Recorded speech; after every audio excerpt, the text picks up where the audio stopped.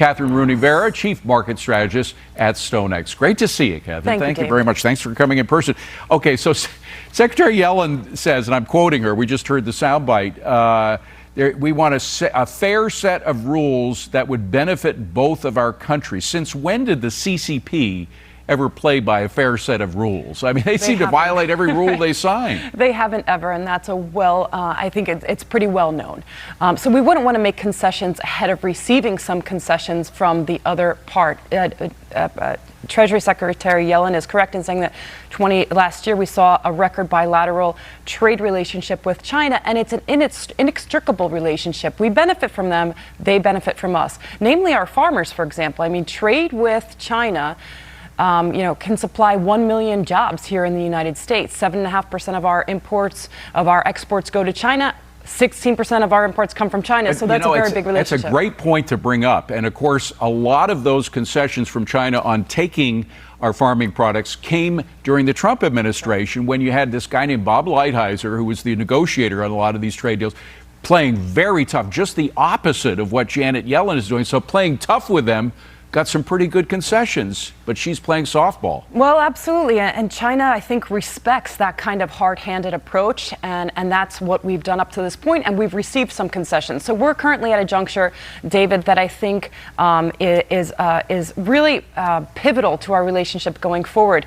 The fact is that we used to meet with our Treasury Secretary and their counterpart, used to meet every 6 months or so, and now that relationship is at a stalemate. So I think that even communication is positive, because it's one thing to talk about national security interests, and we're doing that. We're limiting investment in China. We're limiting what the Chinese can do here in the United States.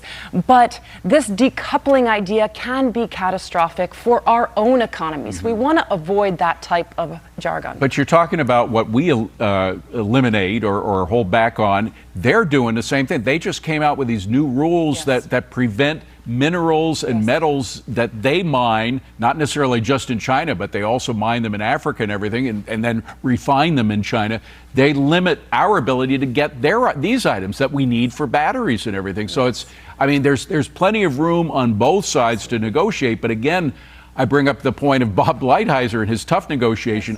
Are they going to play good cop, bad cop? And is Janet Yellen going to be the good cop? And then do they have somebody to play bad cop? Well, that's a good point. I mean, the Trump tariffs on 2/3 of Chinese imports remain in place. So, like I said, we would not want to give away something before receiving something in return. As you mentioned, David, just recently in this tit-for-tat relationship with China, they have limited the supply of gallium and germanium, which are key precious metal minerals for chip production, and that will affect Apple. And 50% of our own supply of those metals come from China. China itself, David, provides 80% of those two minerals globally. So this is a very important aggressive gesture that China itself has placed on the US. And again, it comes at a time when our own, I think it was the EPA that was the ones that prevented mining for some of these metals and minerals that we need, that we're now getting from China. We could get a lot of that stuff here if it wasn't for the rules